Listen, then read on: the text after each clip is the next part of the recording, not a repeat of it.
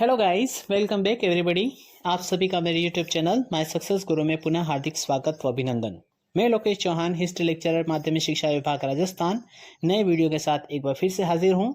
आज आपको आरपीएससी व सीबीएसई 12वीं हिस्ट्री की पुस्तक के पहले चैप्टर हड़प्पा सभ्यता, ईंट, मनके तथा अस्थियां के मोस्ट इम्पॉर्टेंट 21 लाइनर क्विज के बारे में जानकारी देने जा रहा हूं।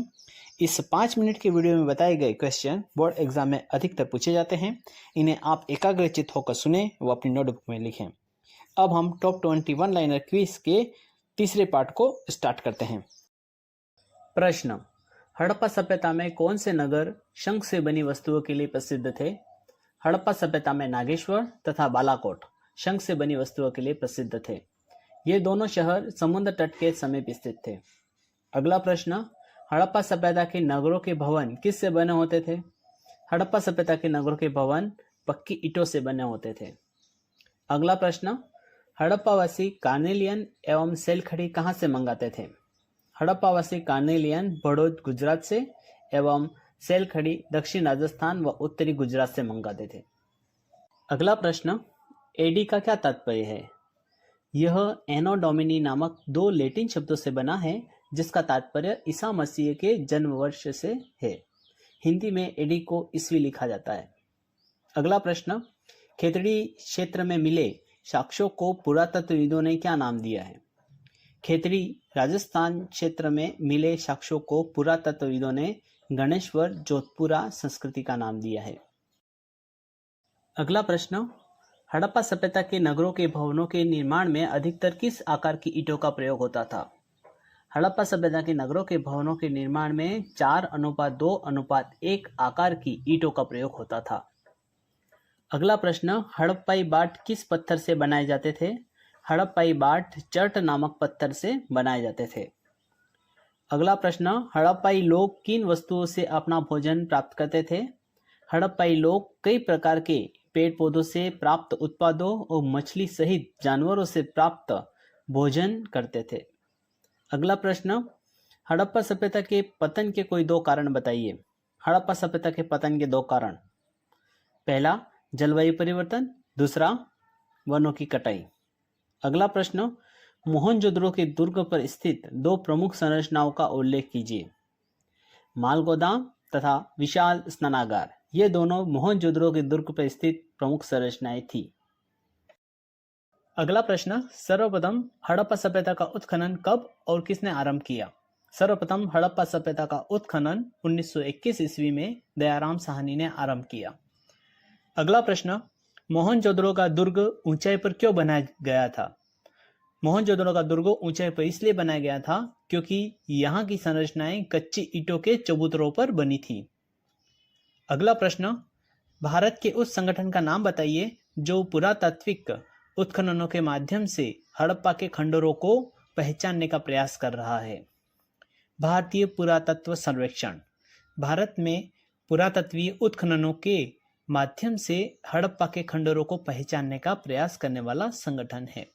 अगला प्रश्न: पुरातत्वविदों द्वारा हड़प्पा सभ्यता में पाई जाने वाली सामाजिक भिन्नताओं का पता लगाने के लिए किन दो विधियों का प्रयोग किया गया? शवाधानों का अध्ययन एवं उपयोगी तथा विलासिता की वस्तुओं की खोज। इन विधियों का प्रयोग पुरातत्वविदों द्वारा हड़प्पा सभ्यता में पाई जाने वाली सामाजिक भिन्नताओं का पता लगाने के लिए किया गया। अगला प्रश्न: भारतीय पुरातत्व सर्वेक्षण के उस डायरेक्टर जनरल का नाम बताइए जिसने सिंधु घाटी में मोहनजोदड़ो की खोज की जानकारी दुनिया को दी। सन 1924 में भारतीय पुरातत्व सर्वेक्षण के महानिदेशक जॉन मार्शल ने संपूर्ण विश्व के समक्ष सिंधु घाटी में एक नवीन सभ्यता की खोज की घोषणा की थी। अगला प्रश्न: 1980 के दशक में हड़प्पा के कब्रिस्तान में उत्खनन में कौन सी वस्तुएं मिली थी?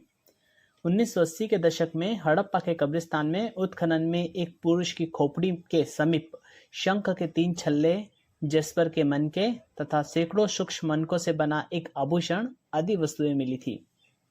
अगला प्रश्न: the story of Indian archaeology के लेखक का नाम बताइए।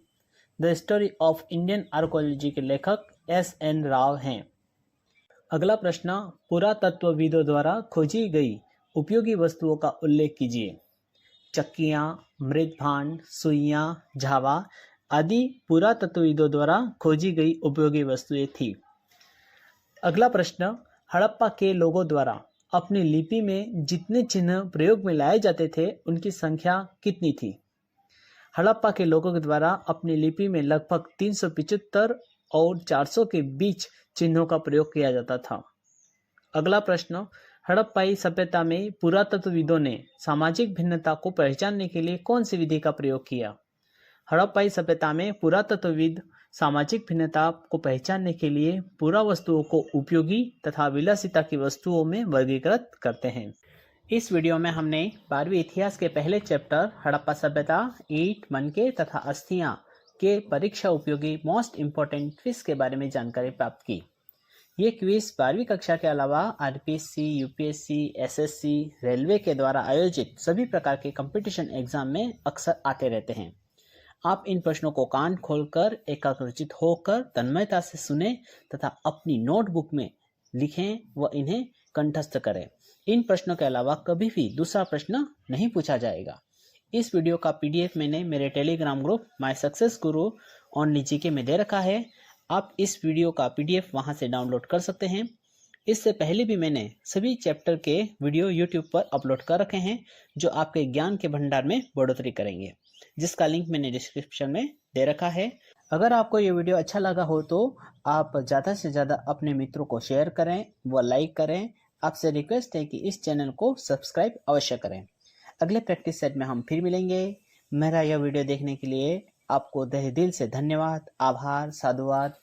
जय हिंद, जय भारत, वंदे मातरम। Thank you very much. See you again.